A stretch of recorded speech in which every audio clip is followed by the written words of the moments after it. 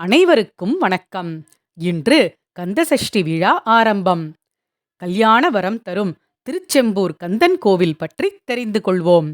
ஆலய கட்டமைப்பில் சுவாமிமலையையும் திருப்பெயரில் செந்தூரையும் நினைவுபடுத்துகிறது மும்பைக்கு அருகிலுள்ள செம்பூர் செட்டாநகர் முருகன் கோவில்.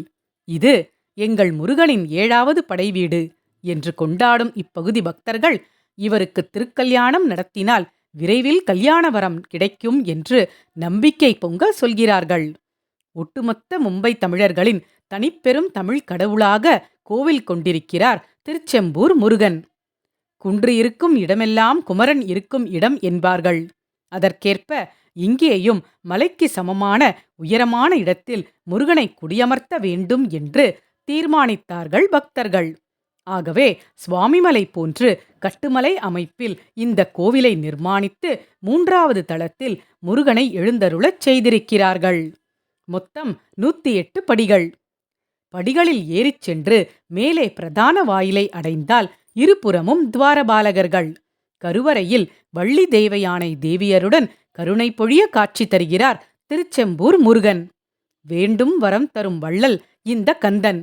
கல்யாணம், நிலையான வேலை, நிரந்தர வருமானம், ஆரோக்கியம், தொழிலில் முன்னேற்றம் என என்ன வேண்டுதலாக இருந்தாலும் சரி, இங்கு வந்து இவரை மனதார வேண்டினால் போதும், வெகு விரைவில் அந்த பிரார்த்தனைகள் பலிக்கும் என்று சிலிர்ப்போடு சொல்கிறார்கள் பக்தர்கள்.